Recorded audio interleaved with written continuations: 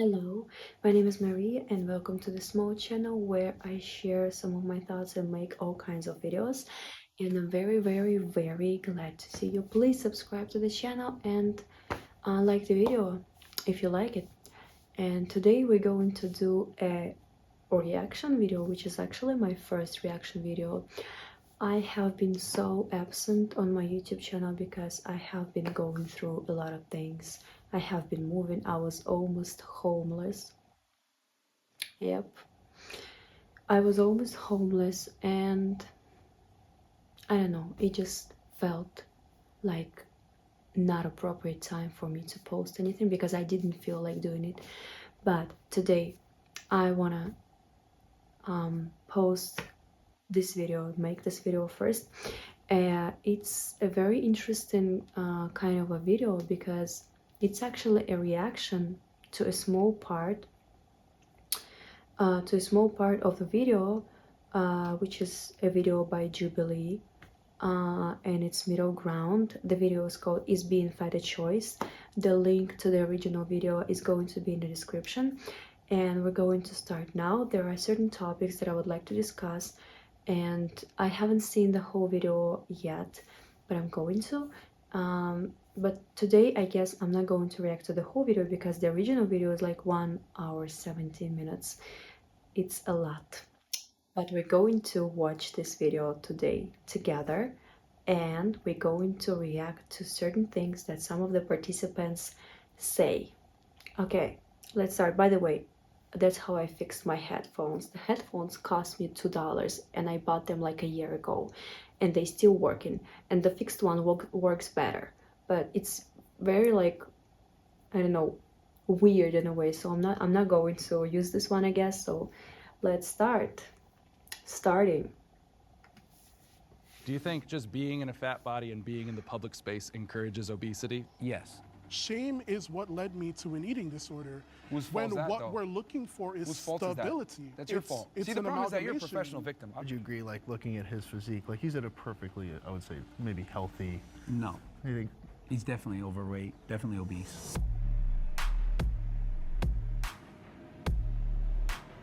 Okay, so we have obese people and we have people who are fit. I think there is a person called fit, if you know what I mean. Jacked man. My name's John. I host the Radical Empathy podcast. I used to direct episodes of Middle Ground, but I'll now be moderating today's discussion between jacked men and Okay. fat men. Our first prompt is, I have felt disgusted looking at a fat body. Can our agreeers please step forward?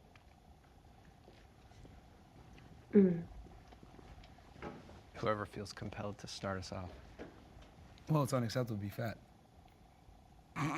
Okay, that's a great start. I mean, I know why you say that, but it's one of those things where, do you know why you're saying that? Yes, because I've been fat before and I lost the weight. Well, me too. I've been fat. The guy in the short, fresh and fit, I guess his name is Myron, comes off as arrogant, very arrogant, unpleasant persona to deal with. And well, let's continue, I guess. My whole life, I've been way skinnier than I am now, and I've been way heavier than I am now.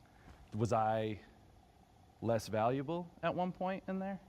Well, I mean, you can make an argument that you're less valuable when you're fatter because you drain resources, but that's a whole other conversation. But yeah, I mean, in general, being fat is unacceptable because you control every single morsel of food that goes into your mouth. Okay. It shows a lack of discipline, it shows a lack of character, it shows a lack of temperance, and when you're fat, it's an outward manifestation of your inadequacies. I know that my own mental health was way worse when I was spending every fixate of my life trying to get. That's true, by the way. When you are trying to lose weight, when you have that obligation, like almost a duty to lose weight, and you feel like you have to, you're pressured to do that, and you do this out of like the out of that shame, it's very unhealthy, and I think it's unlikely to bring good results when you're trying to lose weight or to be fit, even if you're not like trying to lose weight, but you just want to be fit, but you do it because you are ashamed. I don't know. I don't think that's a good motivation. It's not a good reason. Like it might bring results, but it's gonna be at the cost of your own mental health.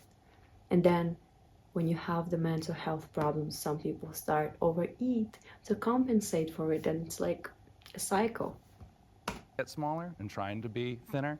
I don't think there's anyone that can look at somebody 500, 600, 700 pounds and not think, wow, what have they done? And not be disgusted. Like, how can Okay, disgusted. I just didn't like the word immediately.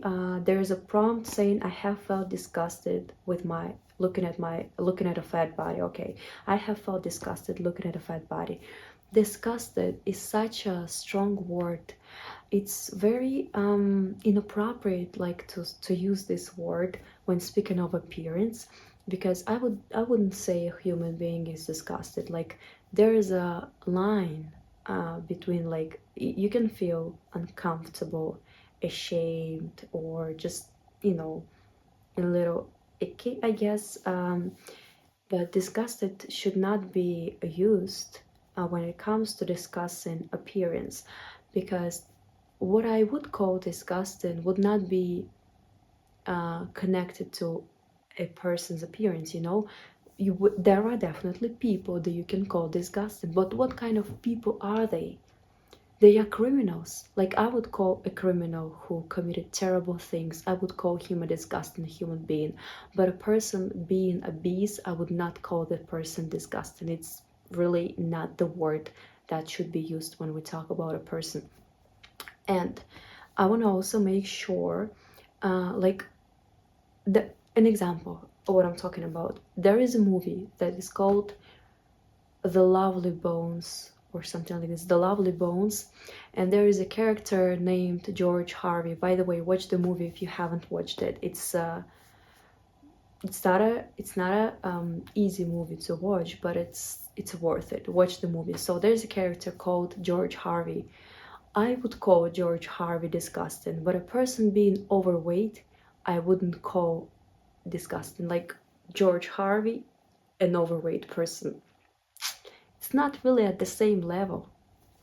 you not? I just can't understand You can't nobody assume that thinking everyone has the same opinion, though, because unfortunately, some people have emotional stuff that happened, traumatic stuff that's happened, so you can't discount and just say, oh, Boo-hoo, because man. they're fat. Boo-hoo, man. Like, there's way worse stuff going out in the world versus Absolutely. people saying, oh my God, I'm sad, I'm gonna eat some ice cream. It's like, no, dude, it's like, you're fat, you made that decision, you live in the best country ever. If you live in a civilized, first world country where Okay.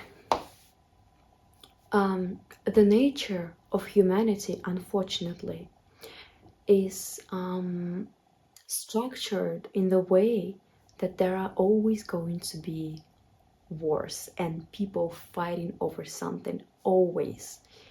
And there are always going to be people who suffer from the consequences of the wars. There are going to be people who are starving and unfortunately having like bombs dropped on them. Even if it's not in your country, it can be in like Middle East or something. There are always wars going on. So yes, it's terrible, and we should feel empathy towards people who are in such a bad position, and we should do our best to help them.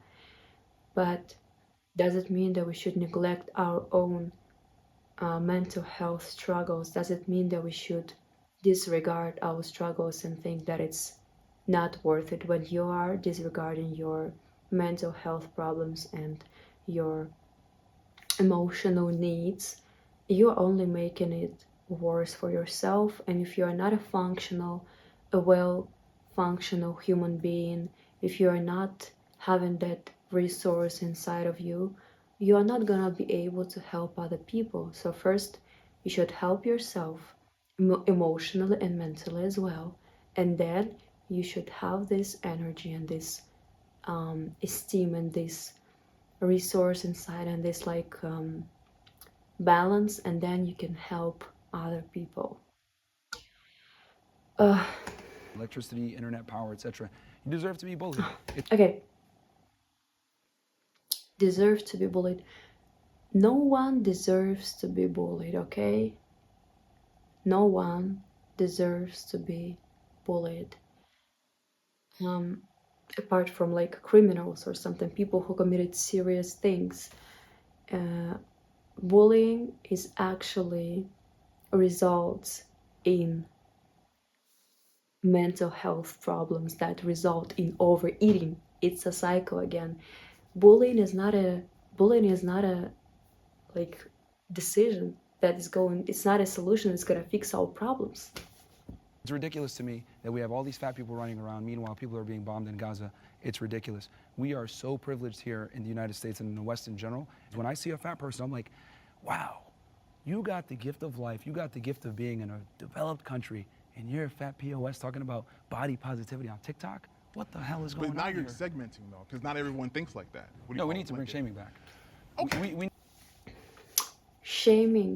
Shame is a very powerful tool, but it can be used both ways. It can be used as a positive force, stopping a person from doing something terrible. It can also be used as a negative force, making a person more depressed, and then people go and commit horrible things and do horrible things. If you know what I mean, I'm not gonna mention it. But shame is a very powerful tool. I don't think that's what we should be using as a humanity.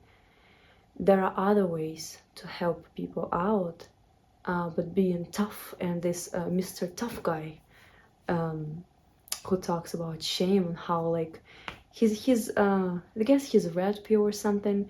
He's red pill, yeah, but like he never thinks of himself being on the receiving end of the shame, right? Like if he was shamed, he wouldn't like that, huh? We need to bring shaming back in so many other regards besides obesity. We need to do it with sluts. We need to shame fat people. We need to shame everybody when they fuck up. Because shame has been one of the strongest defenses against degeneracy and human fuck-ups. You had a personal experience. My God, no comments here. I don't know. There's nothing I can say. You wanted to share. You said you used to be overweight. Now you're Oh not. yeah, so I did an experiment back in like 2015 where I like bulked for like almost 2 years, and I got up to like 250 pounds, and then I dieted down. It took me about 7 months. I systematically did it, controlled my calories, tracked my macros, tracked my protein, carbs, fats, and systematically lost 1 to 2 pounds per week. So you chose to gain up to 250. Yeah, you so were I've been naturally on all skinny spectrums. beforehand. Like I'm naturally skinny. Yeah, yeah. And then I was like, all right, I'm gonna get fat as an experiment. Yeah. Did it, and then I was like, all right, now I'm gonna lose the weight. And then all I did was just track my calories, like the same food every single day. Yeah. Went to the gym 4 or 5 times a week, and everything was controlled. Sorry. Sorry. Okay, so like I said in the beginning, this guy comes off as extremely arrogant. That's true. What I do want to mention is that he tells this story, and it was his choice. First of all, he said, and the other guy actually asked the question. So it was your choice? Yeah, it was his choice, and he decided to become obese, and then he lost his weight because he was dieting and all of that. It's very admirable. But you know what? The story that he's telling, the point that he's having here. Once again, let me. Got done. Was it monotonous? Of course. Was it No, boring? yeah, Of course. I agree with you there. The point that he's driving here, the point that he's trying to make is that not about how motivating and how like uplifting his story is. First of all, it was his choice. People who are obese didn't become obese on purpose. They didn't do it. Oh, today I want to be obese. Let's get fatter. It didn't happen this way. It happened gradually, maybe because of some mental health issues, maybe because of some just health issues, maybe because they just didn't know much about eating and how to control and eating habits and metabolism and all of that. They might not have known, but I doubt that the majority of obese people did it on purpose. It's one thing. The second thing is that the way he tells his story is about the point that he's driving there is not about, look, I did it and you can do it too. No, no, no, no, no. It's not the tone that he has. It's not the undertone. It's not the undertone that he has there. The undertone that he has there is about how great he is. I am so great. Yeah, I was born slim, but then I went and got fat, and then I lost weight. That's how of a cool person I am. That's what a cool person I am. That's how much of a great person I am. And you are a bunch of losers. Basically, that's the point. He's saying that he is so wonderful, so great, so amazing that he, even though he wasn't born slim, he decided to do the experiment, and he went and got fat, and then he still managed to lose the weight. It's very self-centered. It's the centrism. I don't know. It's that. That's what he's giving. I am naturally this way. This is with working out 4 or 5 times That's a week. not true. This is Nah, you 100% true, can't. bro. Nah, bro. No, Come to the gym with me. This is me it's not working out. natural at all, because at the end of the day, if you don't lose weight, by definition, you're not in a calorie deficit. If you're not in a calorie deficit, then you're gonna either maintain or gain weight, and that's the problem, is that people don't track their calories. And that's true, but people burn at their resting Actually, metabolic also, rate a different set. also one more thing. Although he is right that Myron is right about the calorie deficit, that's a real thing, and it's really like the crucial factor when it comes to losing weight. But you know, sometimes people have a very good metabolism, and they are slim people. They eat a lot more because their metabolism works better, and they can metabolism is defined by the internal and external factors. So actually you can fast forward your metabolism if you have certain eating habits or exercise. There are ways, look it up. And you also can slow down your metabolism. So there are external factors, yeah, and your habits obviously influence your metabolism, but also metabolism, the way your body is working, can be inherited in a way. I've heard that if your parents have fast metabolism, you might have the same too. Many things are inherited, so it's innate. Some people just starting from the childhood, they have very slow metabolism, which is actually means that they have to adapt their eating habits, or maybe try to fast forward their metabolism. It's hard, yeah, it requires a lot of work, but we have to understand that there are certain characteristics and features in our body that we do not have control over. And although what Myron says is correct, for some people losing weight is easier than for the others. And it's not just a matter of self-discipline. It's really not just a matter of self-discipline. There's a lot of factors. The reason why I use that example is that you can get fat and lose the weight if you know what you're doing and you have the knowledge and everything else. Oh, how great I am, how great I am, how great I am. Oh, yeah, I can do both. Get fat, lose weight, whatever. I'm so great. Like that. It's just about consistency over time. So it's I look at it Let me cut you off. Yeah, because cut him off, somebody. Anybody. there are multitudes of factors that weighs into what goes on with somebody's body. There are people that even if they work out, losing the weight does not come as simple as just going to the gym, cutting calories, watching everything that you eat. There are some people that have a disposition. I have a disposition. But does that mean that I'm not active? Does that mean that I'm not doing certain things? No, it doesn't. But you're passing judgment on somebody's body that you know nothing about. Now, on the flip side, what if I turned around and I did the same thing to you? You're talking about how fit and stuff that you are, but you're over there and you're smallest compared to these other guys. So the how does shaming, that feel if fantastic. someone Yeah. comes? No, because you said know, shame, but right? that's a little. You said shame, right? Yeah. So how does that feel if someone comes up and they start shaming you for size? Like, come on, it goes both ways. We're just in the first So- prompt. We gotta be. Though I have to mention that, my God, why did I raise my hand like I want to speak? I have to mention that shaming someone for things that they have control over and shaming someone for things that they have no control over, those are different things. If we are shaming someone for their size, it's not the same as shaming someone for their weight, because you can, like, you are capable of controlling your weight. Not in all cases, for sure, but it's more likely to change your weight than to change your height, for example.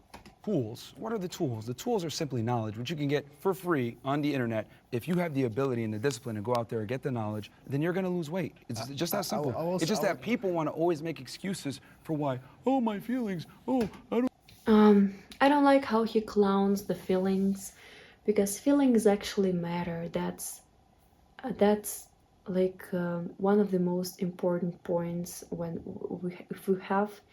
if we have healthy mental stability, mental like condition, we are more likely to have a great body, great physique, great control over our lives. Because let me say that all those people who overeat and they end up being obese, they don't do this because they are happy. They don't do this because they are doing great in life and because their mental health is at the best point. No, quite the opposite. They do it because they feel depressed, because they feel down inside, because they feel overwhelmed and they cannot cope with all that stress.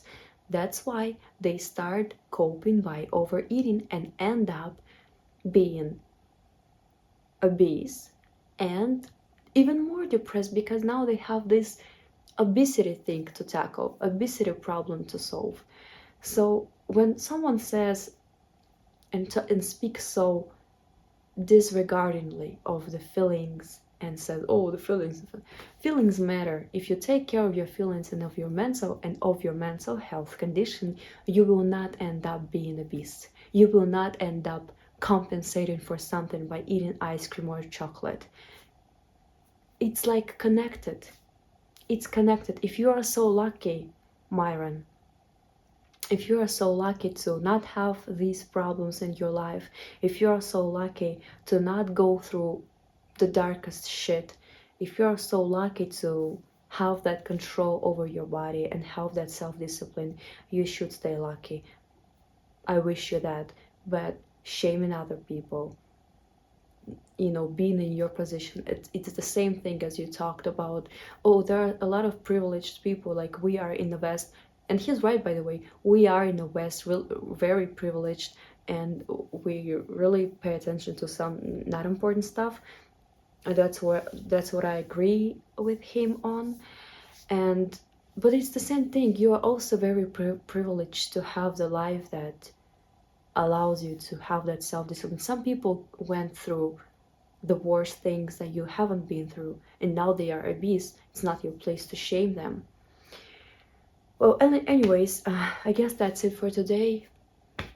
I just wanted to comment on a few pieces here, and I hope it just didn't end up being the video of me attacking everything Myron from Fresh and Fit said. I really have nothing against him. So yeah, that's it for today. Thank you so much for watching. Please subscribe to the channel and tell me what I should do better, because I want to improve that. And I need like the someone from the outside telling me what to improve, because I really don't know. I mean, I do know there are things that I want to improve, but maybe you have like a piece of advice and I would really appreciate it. Thank you so much for watching. Tell me if you like this kind of content, like the reaction channel thing, even though my channel is not a reaction channel, but if you like that, let me know. And thank you so much for watching. I really appreciate you watching it till that moment. Thank you so much. See you next time. Bye bye.